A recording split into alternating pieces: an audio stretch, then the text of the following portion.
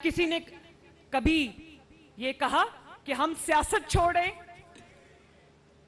تو کتنی بڑی یہ ماشاءاللہ مسلم لیگ نون کی قوت ہے. کئی آئے دھمکانے والے، تبدیلیاں لانے والے، جہاں سے آئے وہیں واپس چلے گئے.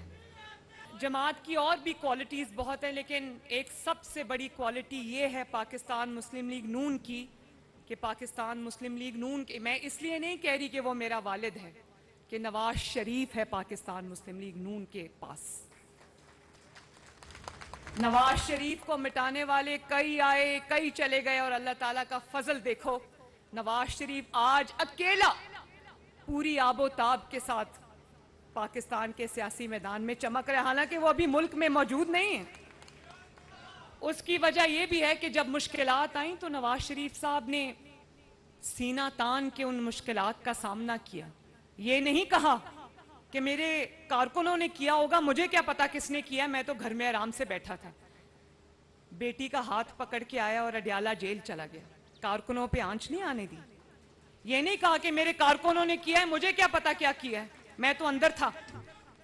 اور لیڈر وہ نہیں ہوتا، لیڈر وہ نہیں ہوتا کہ جب مشکلات کا سامنا ہو، مصیبتوں کا سامنا ہو، تو اس کے اپنے بچے لندن میں بیٹھے ہوں، قاسم اور سلیمان لندن میں بیٹھے، اور جو کارکنوں کے قاسم اور سلیمان ہیں وہ جیل کی سلاخوں کے پیچھے ہوں. نواز شریف صاحب نے تو نہیں سوچا. مجھے افسوس ہے کہ مجھے اپنی بات کرنی پڑی، میں اپنی بات نہیں کرنا چاہتی. مجھے وکٹم کارڈ کھیلنا بہت برا لگتا ہے. مجھے اس بات کا یہ ہے کہ میں اپنی بات کر رہی ہوں، لیکن نواز شریف صاحب نے تو نہیں کہا کہ فلاں کو پکڑ لو، اس کارکنوں کو پکڑ لو، میری بیٹی کو کچھ نہ کہنا. ہاتھ پکڑ کے میرا وہ جیل میں لے گئے، اور پھر دوسری مرتبہ مجھے ان کے سامنے سے گرفتار کیا گیا.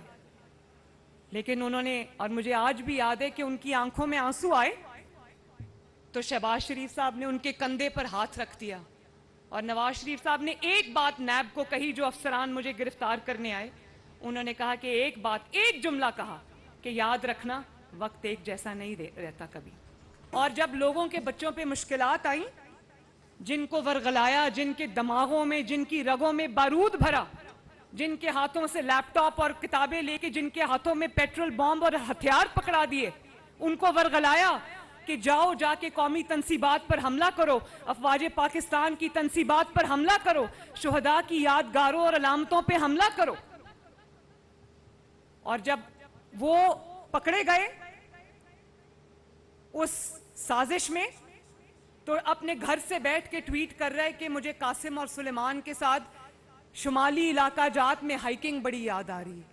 میرا دل اس وقت ٹکڑے ٹکڑے ہو گیا. بھلے وہ کسی اور جماعت کا کارکن ہے تو وہ کارکن نا.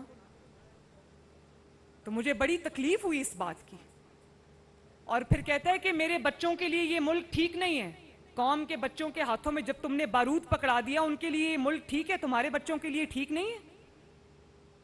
لوگوں کو کہتا تھا کہ ان کے بچے باہر رہتے ہیں. بھئی یہ مریم نواز شریف آپ کے سامنے کھڑی ہے، اللہ تعالیٰ کا شکر ہے. تمہارے بچے کدھر ہیں؟ تو یہ بہت ہی قوم کی آنکھیں اس بات میں کھولیں. لوگوں کو ادراک ہوا اس بات کا، لوگوں کو احساس ہوا اس بات کا کہ نواز شریف کون ہے، مسلم لیگ نون کون ہے، اور یہ کون لوگ ہیں. جس جہاز پہ بیٹھ کے آئی تھی وہ جماعت اسی جہاز پہ بیٹھ کے واپس چلی گئی.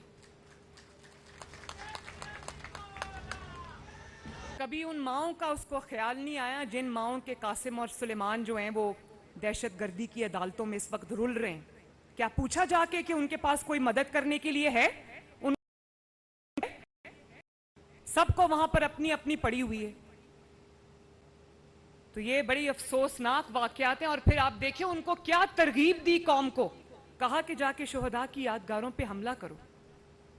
آپ مجھے یہ بتائیں کہ کیا شہداء کسی ادارے کے نہیں ہوتے؟ شہداء پوری قوم کے ہوتے ہیں.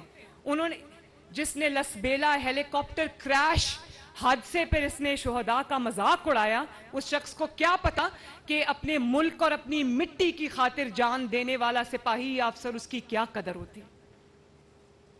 شرمناک یہ بات ہے، اور یہ شرمناک روایت ڈالی. اور مجھے امید ہے شہباز شریف صاحب یہاں پر موجود ہیں، اور میں آپ سب سے بھی کہتی ہوں کہ مجھے امید ہے کہ انشاءاللہ تعالی اتنا بھیانک اور گھنونا جرم کرنے والے مجھے امید ہے کہ انشاءاللہ تعالیٰ اپنے انجام کو پہنچیں گے.